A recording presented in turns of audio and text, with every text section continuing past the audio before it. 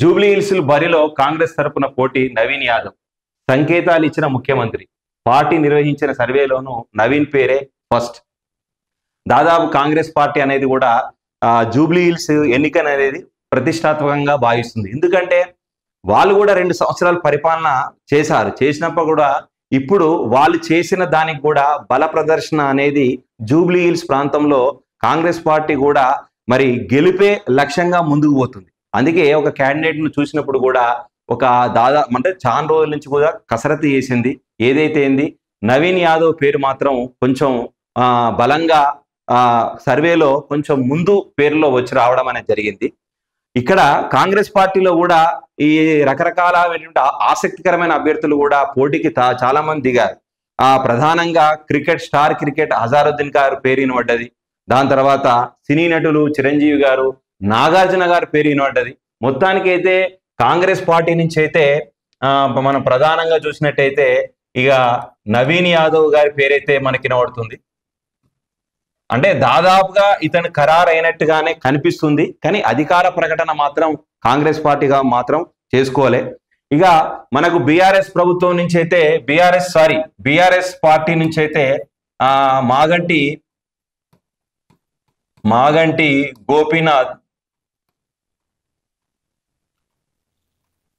గోపీనాథ్ కుటుంబం సభ్యుల నుంచి మాత్రమే క్యాండిడేట్ మాత్రం ఉన్నాడు. ఎందుకంటే బీఆర్ఎస్ మొదటి నుంచి కూడా అసమ్మతి అంటే కొంచెం సెంటిమెంట్ గా పోతే మళ్ళా గోపీనాథ్ కుటుంబం నుంచి అభ్యర్థిని తీసుకుంటేనే మనకు కలిసి వస్తుందనే ఆలోచనలో బీఆర్ఎస్ పార్టీ ఉంది. అలాగే బీజేపీ నుంచి చూసినట్టయితే బండారు దత్తాత్రేయ కూతురు విజయలక్ష్మి.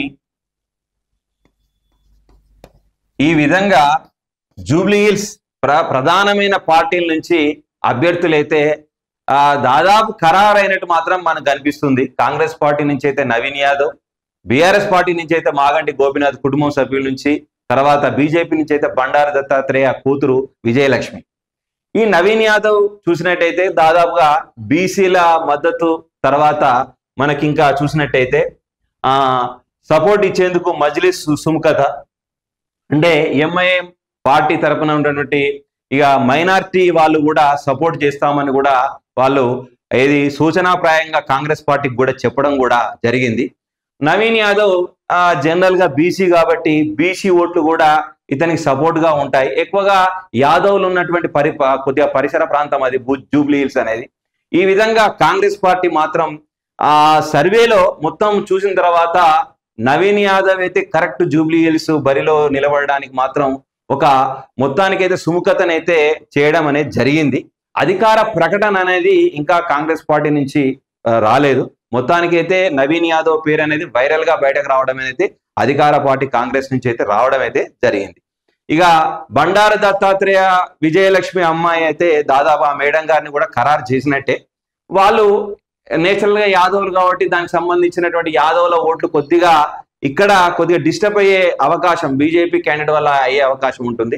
ఇక బీఆర్ఎస్ పార్టీ నుంచి అయితే ఇప్పటికీ కూడా ఆ పార్టీ వాళ్ళు మాగంటి గోపీనాథ్ ఫ్యామిలీ నుంచి మాత్రమే తీసుకోవాలి. కానీ జూబ్లీ హిల్స్ ఎన్నిక అనేది మాత్రం చాలా ఆసక్తికరంగా జరగబోయే ఒక అద్భుతమైనటువంటి, ఇక్కడ ఎవరు గెలుస్తారు ఎవరు ఓడతారని పక్క పెడితే ఇది ఎలా ఉందండి ఈ ఎలక్షన్. గతంలో దుబ్బాక ఎలక్షన్ లో ఎంతో వైరల్ గా, అంటే రాష్ట్ర వ్యాప్తంగా దేశవ్యాప్తంగా కూడా చర్చనీయాంశంగా మారింది.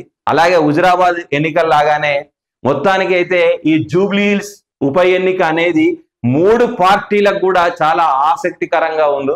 అందుకే 3 పార్టీలు కూడా క్యాండిడేట్ విషయంలో చాలా కసరత్తు అయితే చేస్తుంది. అలాగే కాంగ్రెస్ అధికార పార్టీ కాంగ్రెస్ అనేది కూడా మరి 2 సంవత్సరాలు మనం పరిపాలన చేసినాం, ప్రజల లోపల మనకు బలం ఎంతుంది అనేది రుజువు చేసుకోవడానికి కూడా కాంగ్రెస్ బాగా ఆలోచన కూడా చేస్తుంది. మజ్లిస్ నుంచి సానుకూలత, కాంగ్రెస్ అధికారంలోకి వచ్చిన తర్వాత మజ్లిస్ పార్టీ బీఆర్ఎస్ లో ఉన్న స్నేహ సంబంధాలు పెంచుకొని హస్తం పార్టీతో జతకట్టి అదే విషయాన్ని పలుసార్లు ఓవైసీ సోదరులు ప్రకటించారు. జూబ్లీ హిల్స్ బైపోల్లో కాంగ్రెస్ పార్టీ మజ్లిస్ సహకారం కోరుతుంది. ఆ నియోజకవర్గంలో సుమారు 70,000 మంది మైనారిటీ ఓటర్లు కూడా ఉన్నారు.